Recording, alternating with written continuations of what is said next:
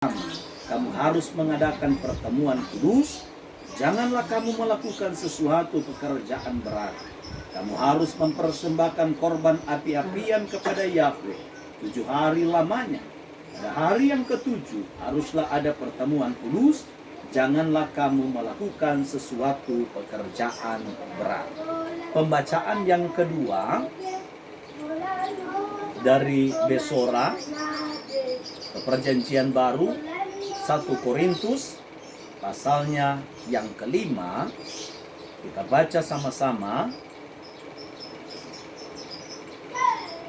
1 Korintus pasal yang kelima ayat 6 sampai ayat yang ke-8.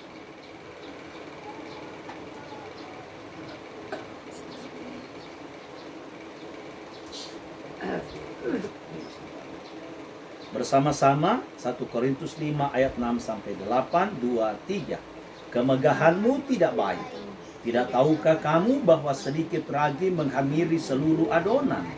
Buanglah ragi yang lama itu supaya kamu menjadi adonan yang baru.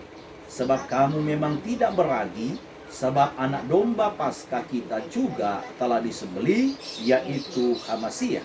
Karena itu, marilah kita berpesta bukan dengan ragi yang lama, bukan pula dengan ragi keburukan dan kejahatan, tetapi dengan roti yang tidak beragi, yaitu kemurnian dan kebenaran.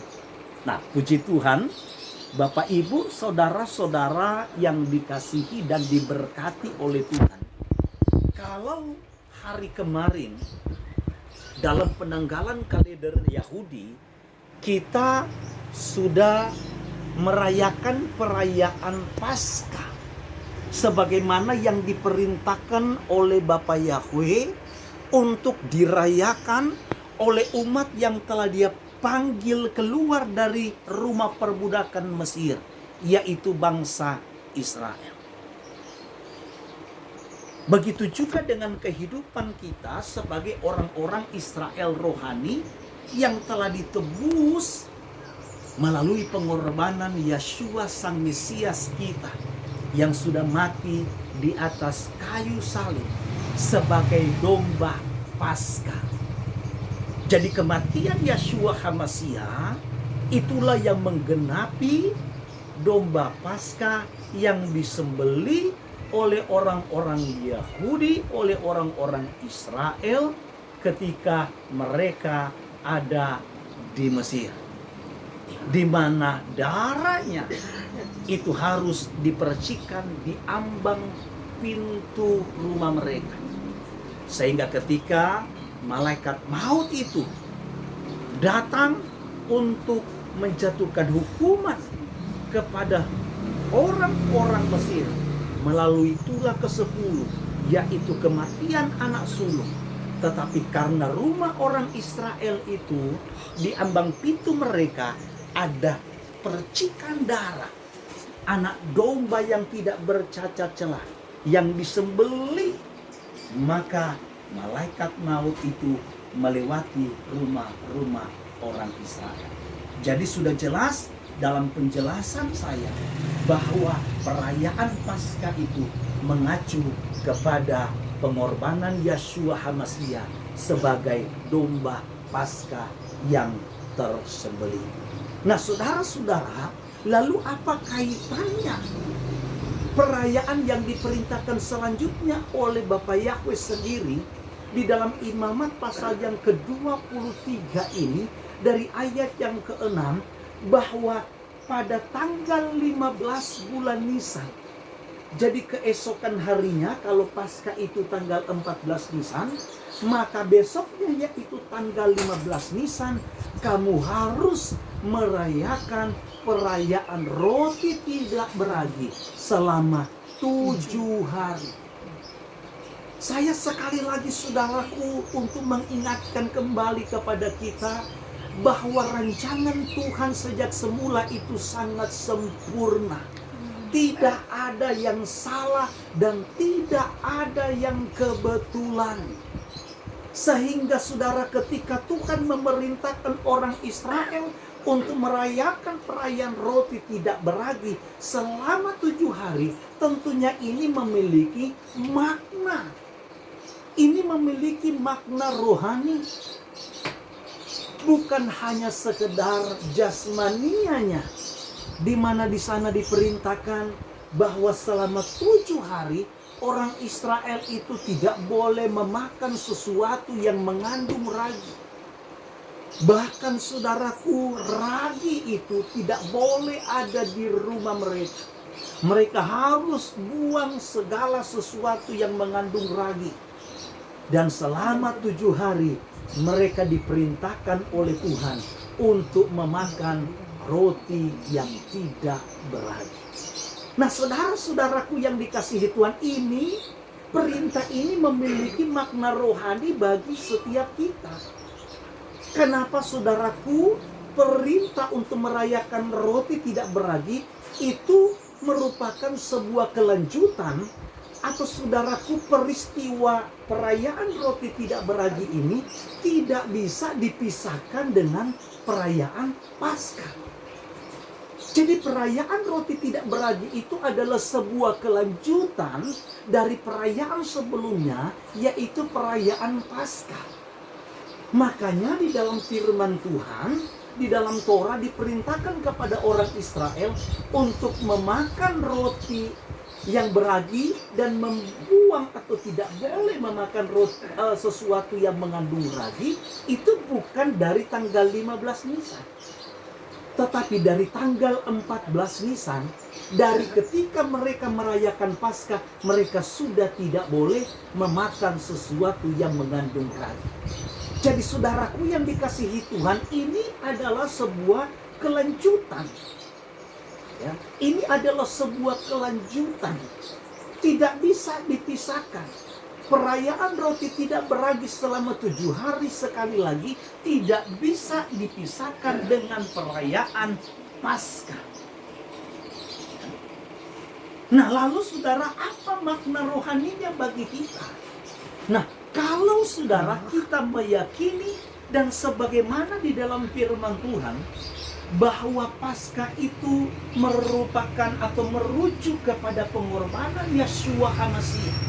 Jadi ketika kita merayakan Paskah, kita sedang mengingat kembali, kita sedang memperingati kembali, bukan sekedar mengingat dan memperingati keluarnya orang Israel dari tanah Mesir, dari rumah perbudakan, di mana mereka dibawa keluar dengan kekuatan Tuhan sendiri, dengan tangan yang teracung, melalui tulah yang ke-10, di mana semua anak sulung yang ada di Mesir itu mati, tetapi anak sulung orang Israel mereka terluput dari maut.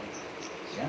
Jadi kita bukan hanya memperingati hal itu, tetapi kita sedang memperingati akan kematian Yeshua HaMasiah sebagai domba Paskah yang disembelih di atas kayu salib.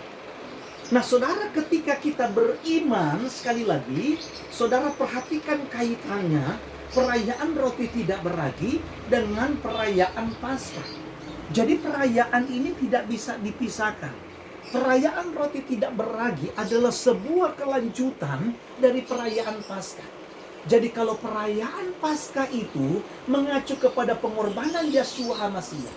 Jadi setelah kita beriman kepada Yeshua HaMasiah, kita mengaku bahwa Yeshua HaMasiah, dia sebagai domba Paskah yang sempurna, yang tidak bercacat celah, yang disembelih di atas kayu salib. Dia mati di atas kayu salib. Maka saudara, melalui iman itu, maka darah anak domba darah anak domba Elohim itu terpercik di pintu hati setiap kita yang percaya kepada Dia. Jadi setelah kita menerima tanda itu, saudara, sekali lagi setelah kita menerima tanda itu, apa yang harus kita lakukan? Yang harus kita lakukan tidak lain, saudara-saudaraku yang dikasihi Tuhan, sebagaimana Yeshua HaMasiah itu, dia adalah roti hidup. Dialah roti yang turun dari sorga.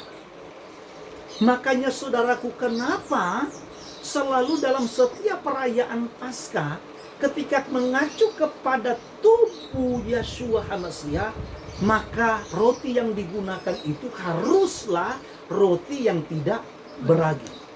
Jadi tidak boleh roti yang mengandung ragi.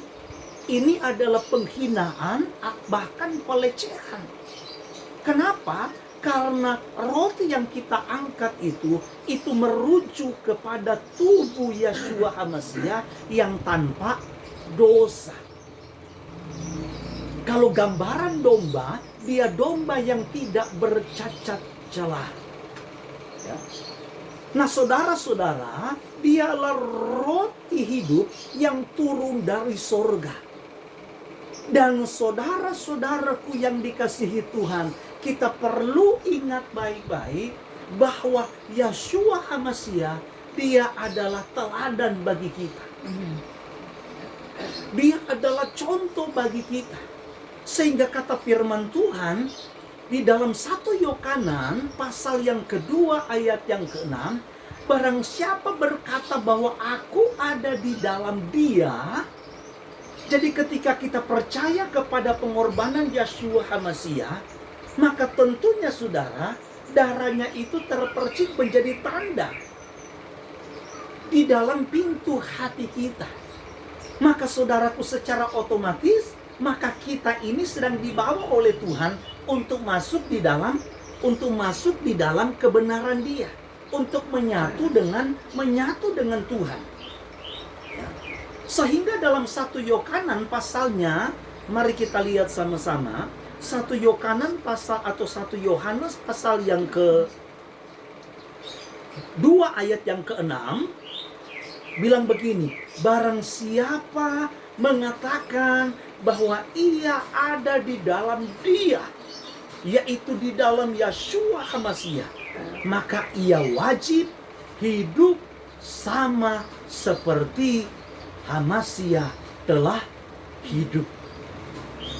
Ingat saudaraku, firman Tuhan katakan, barang siapa berkata bahwa kita ini orang yang percaya kepada pengorbanan Yeshua HaMashiach, kita percaya bahwa dialah domba yang sempurna yang tidak bercacat celah, kita percaya bahwa dialah roti hidup yang turun dari sorga, roti yang tidak beragi itu, maka saudaraku, firman Tuhan katakan, kita pun dituntut oleh Tuhan, saudara.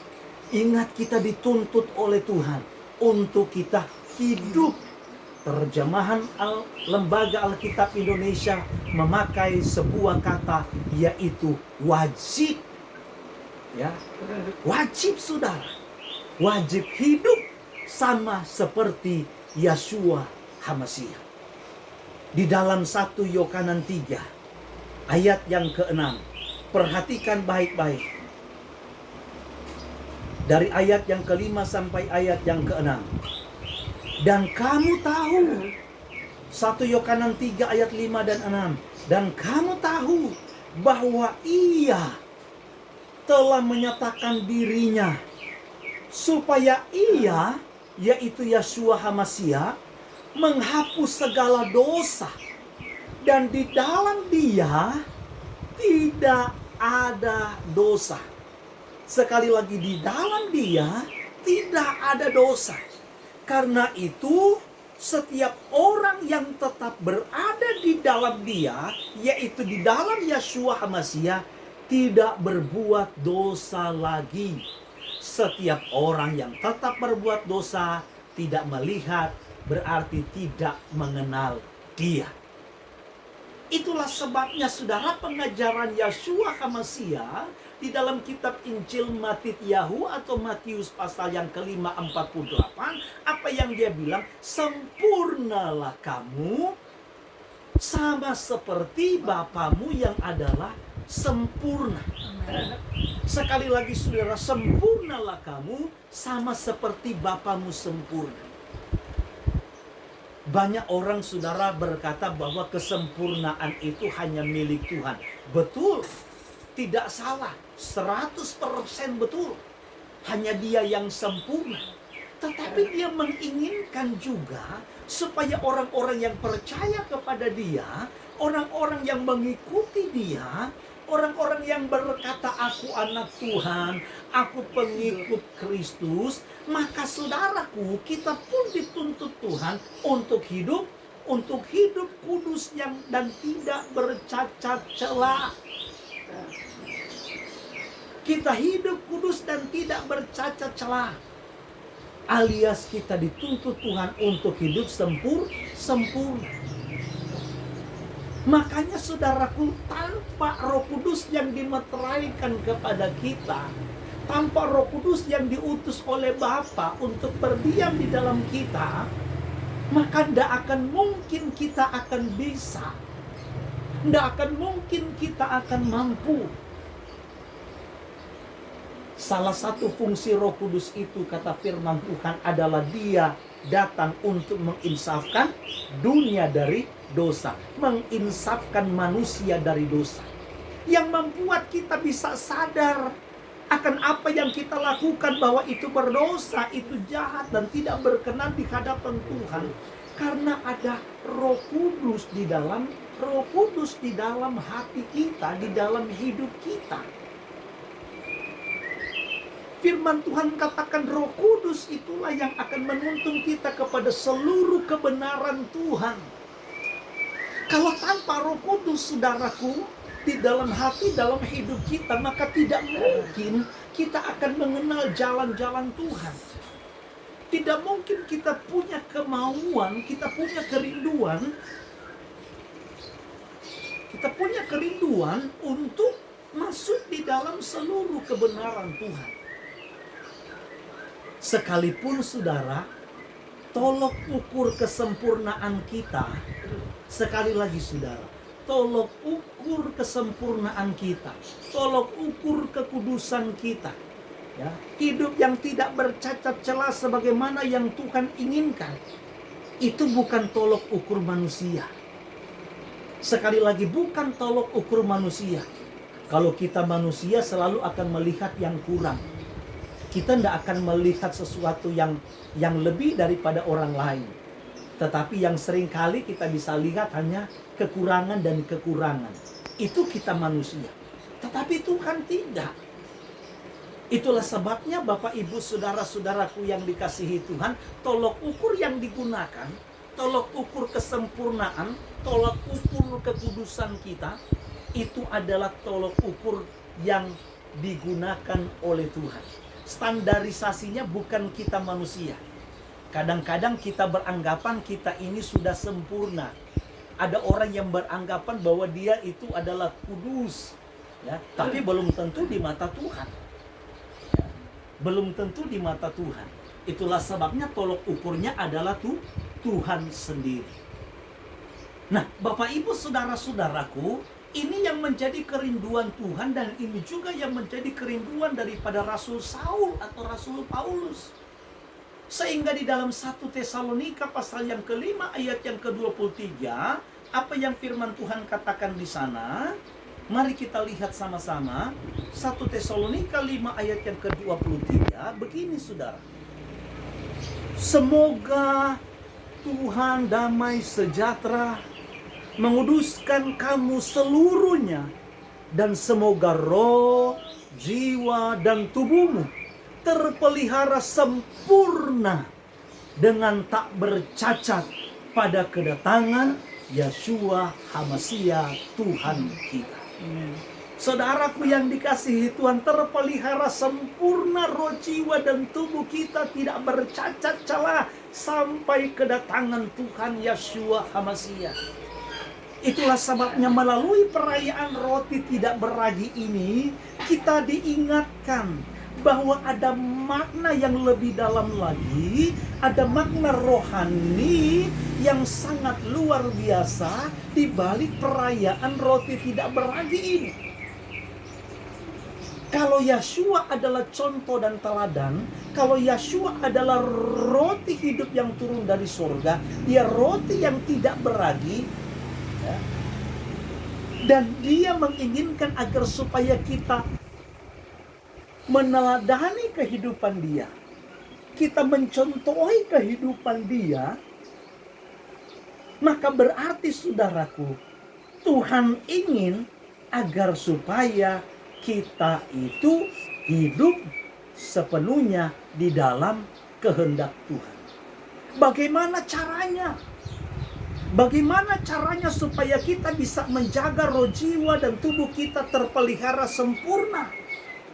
Bagaimana caranya supaya kita senantiasa dikuduskan, dipisahkan, dan tidak sama dengan orang-orang dunia? Bagaimana caranya agar supaya kehidupan kita bisa terus masuk dan dibawa menuju kepada kesempurnaan? Nah, caranya saudaraku adalah melalui perayaan roti tidak beragi ini, kita diingatkan apa yang difirmankan oleh Tuhan di sana. Buanglah ragi. Buang ragi yang ada di rumahmu. Dan kita tahu saudaraku, ragi itu berbicara tentang dosa. Ragi itu berbicara tentang kejahatan. Dan satu hal lagi, dalam pelayanan Yeshua HaMashiach, dia pernah menyinggung pengajaran orang-orang Farisi, para ahli Taurat, dengan berkata, hati-hati dengan ragi orang Farisi dan ragi orang Saduki. Yang dimaksud oleh Yeshua adalah pengajaran yang menyesatkan, pengajaran yang tidak firmania, pengajaran yang tidak alkitabiah, itu juga bisa menjadi ragi yang dapat menghamiri iman kita yang murni di hadapan Tuhan. Itulah sebabnya pengajaran-pengajaran yang diajarkan, termasuk apa yang saya ajarkan. Sekali lagi saudara, pengajaran-pengajaran yang kita terima, yang saudara terima, termasuk yang saya ajarkan, perlu di cross check di dalam kitab suci, perlu di cross check di dalam firman Tuhan. Benar nggak yang disampaikan oleh Pak Gembala? Ada landasan firmannya nggak? Ada dasar ayat firman Tuhan apa tidak? Nah, itulah sebabnya saudara-saudaraku yang dikasihi Tuhan, hal ini mengingatkan kepada kita betapa seriusnya, sekali lagi saudaraku, betapa seriusnya Tuhan memandang yang namanya dosa. Sehingga ragi itu bukan cuma tidak boleh kamu makan, tapi ragi itu harus dibuang jauh-jauh dari rumahmu, jauh-jauh dari kehidupanmu. Nah, saudara-saudaraku yang dikasihi Tuhan, inilah bagian daripada apa yang menjadi kerinduan Tuhan. Sebagaimana tadi saudara-saudaraku yang dikasihi Tuhan yang kita baca, ayat yang ke-7 bilang, buanglah ragi yang lama itu supaya kamu menjadi adonan yang baru. Sebab kamu memang tidak beragi. Sebab anak domba Paskah kita juga telah disembelih. Dari ayat ini saja jelas, saudara. Firman Tuhan katakan Rasul Saul menunjuk kepada gereja Tuhan, menunjuk kepada umat Tuhan, kepada kehilat, kepada komunitas yang percaya kepada Yeshua. Dia bilang apa? Kamu juga. Jadi bukan sekedar Yeshua HaMashiach, gambaran roti tidak beragi. Tetapi apa yang Saul bilang? Kamu juga roti tidak beragi. Jadi ini adalah kerinduan Tuhan supaya kita benar-benar membuang segala dosa dan kejahatan. Saya sudah katakan dan saya sudah khotbahkan di hari Sabat yang lalu, saudara, tentang yang namanya kusta. Sekalipun kecil, jangan dianggap remeh. Kusta yang kecil itu bisa menajiskan seluruh tubuh. Kusta yang kecil, saudaraku, bisa membuat seseorang itu mengalami putus hubungan. Tidak boleh ada relasi dengan manusia yang lain. Dan dia juga putus relasi, putus hubungan pribadinya dengan Tuhan. Sekalipun kusta itu hanya sepele, hanya mungkin muncul di kulit, muncul di jari, muncul di bagian anggota tubuh yang lain. Tetapi kusta itu, saudaraku, bisa menajiskan seluruh tubuh. Sama dengan ragi yang bisa menghamiri seluruh adonan. Sama dengan dosa, saudara. Jangan kita anggap remeh karena memang di dalam iman kita, dalam keyakinan kita, tidak pernah membedakan ada yang namanya dosa kecil dan dosa besar. Kalau misalnya nyuri uang 2.000, oh itu tergolong dosa kecil. Ya, kecuali misalnya kita nyuri atau korupsi uang 200 juta atau 2M. Nah, itu baru dosa besar. Ya. Nah, di dalam keyakinan dalam iman kita, kita tidak mengenal ada namanya dosa kecil dan dosa besar. Yang ada hanya dosa yang tidak sengaja dan dosa yang disengaja. Ya, kalau dalam perjanjian baru, dalam 1 Yohanan di sana, dalam surat Yohanan, ada dosa yang mendatangkan maut dan ada dosa yang tidak mendatangkan maut. Tapi dosa kecil dan dosa besar tidak ada. Jadi jangan kita anggap remeh. Sekalipun dosa itu kecil, ya, dampaknya itu berbahaya bagi kehidupan iman kita, bagi kehidupan kerohanian kita. Sama seperti ragi yang bisa menghamiri seluruh adonan, sama seperti kusta yang bisa menajiskan seluruh tubuh. Maka begitu juga dengan yang namanya dosa. Itulah sebabnya yang Tuhan inginkan kita buang jauh-jauh. Kita tinggalkan segala hal-hal yang tidak memuliakan dan tidak menyenangkan hati Tuhan. Disinilah butuh peran Roh Kudus yang tadi saya sudah jelaskan. Roh Kudus itulah yang akan memberikan kita kepekaan. Amen. Bahwa apa yang kita kerjakan dan lakukan ini tidak berkenan kepada Tuhan. Apa yang kita pikirkan, apa yang kita perkatakan ini tidak berkenan kepada Tuhan. Disitulah peran Roh Kudus akan menginsafkan kita dari dosa. Ya. Nah, itulah sebabnya Bapak Ibu Saudara-saudaraku, penting sekali ya kita merayakan perayaan roti tidak beragi ini, yang merupakan kesinambungan ya dengan perayaan Paskah yang sudah kita rayakan kemarin. Ya. Dan nanti pada hari Selasa pagi kita akan merayakan buah sulung kebangkitan. Jadi luar biasa, saudara. Bapa Yahweh yang sempurna, yang hebat itu, saudara, tidak pernah merancangkan sesuatu itu, saudaraku, sehingga Iyob atau Ayub berkata, ya, di dalam Ayub pasal 42 ayat yang kedua, bahwa aku tahu tidak ada rancangan Tuhan yang gagal. Aku tahu tidak ada rancangan Tuhan yang gagal. Ya bagaimana mungkin, saudaraku, Tuhan yang maha sempurna bisa salah? Bagaimana mungkin Tuhan yang sempurna itu bisa pelimpan? Ya. Itulah sebabnya apa yang sudah dia rancangkan di awal di dalam Torah, ini dia genapi secara mutlak. Ya. Dia genapi semua, saudara. Nah, jadi saudaraku, hal yang pertama yang perlu kita lakukan untuk kita bisa masuk di dalam kekudusan, masuk di dalam kesempurnaan, ya, untuk hidup bersama atau hidup di dalam Yeshua HaMashiach adalah buang ragi, buang kejahatan. Yang kedua, saudaraku, adalah kita harus makan kata firman Tuhan. Kalau kita baca, saudaraku, di dalam kitab Keluaran dari pasal yang ke-12, bahkan di Imamat tadi pasal yang ke-23, ayat-ayat sebelumnya, di mana di sana diperintahkan orang Israel harus makan roti tidak beragi selama berapa hari? Bukan 1 hari, bukan 2 hari, tetapi selama 7 hari. Nah, 7 hari ini, saudaraku, mewakili hari-hari di dalam 1 pekan. Jadi 1 pekan itu terdiri dari 7 hari.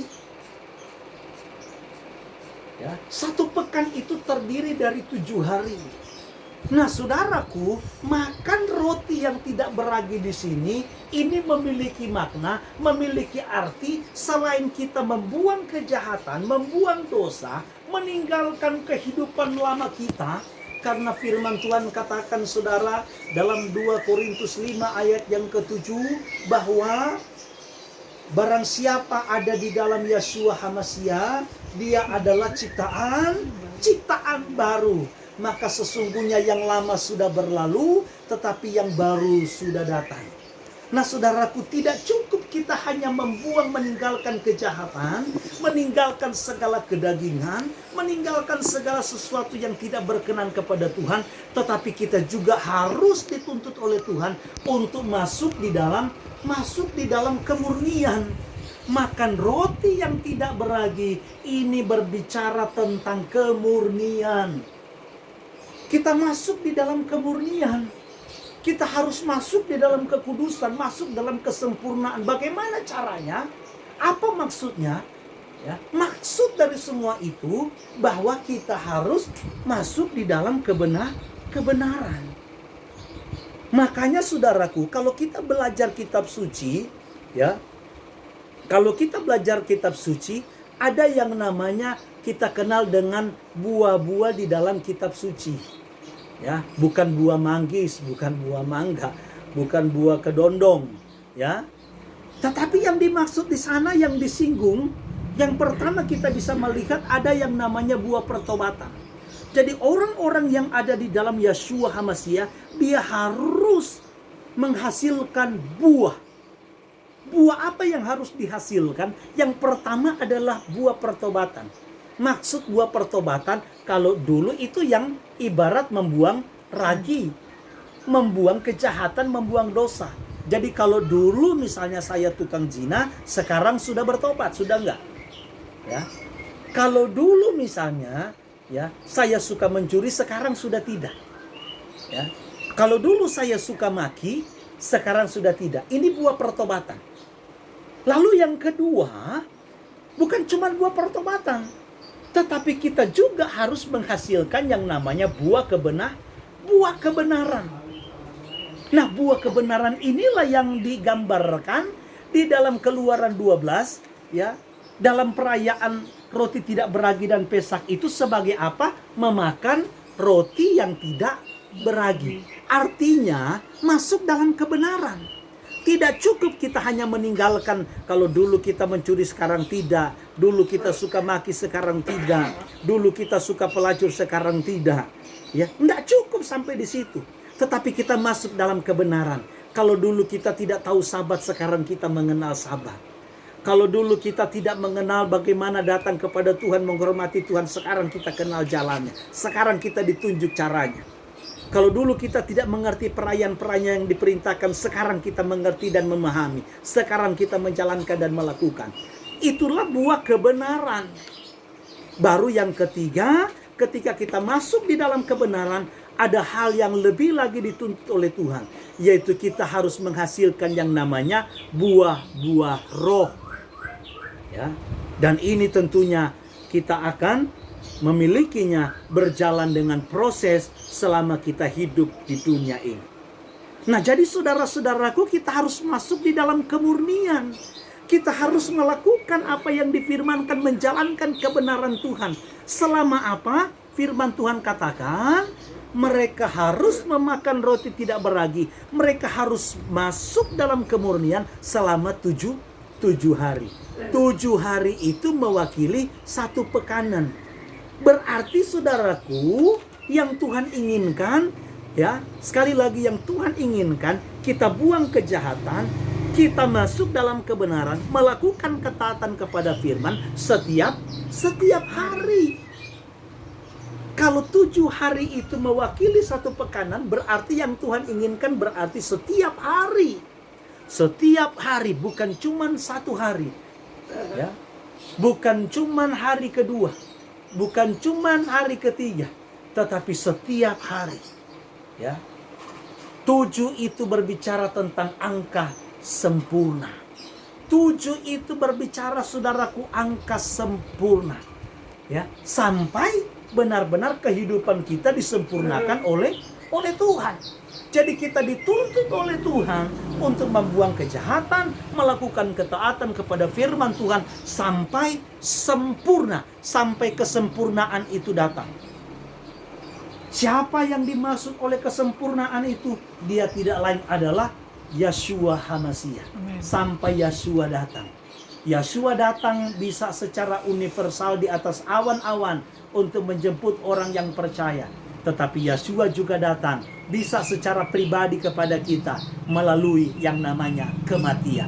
Itulah sebabnya Bapak Ibu Saudara, biarlah melalui renungan firman Tuhan ini kita boleh diingatkan, kita boleh diberikan pencerahan, kita boleh dapat mengerti dan memahami pentingnya perayaan Paskah, pentingnya perayaan roti tidak beragi, pentingnya nanti perayaan buah sulung yang akan kita rayakan, ya, yang merupakan sebuah kesatuan yang tidak bisa dipisahkan.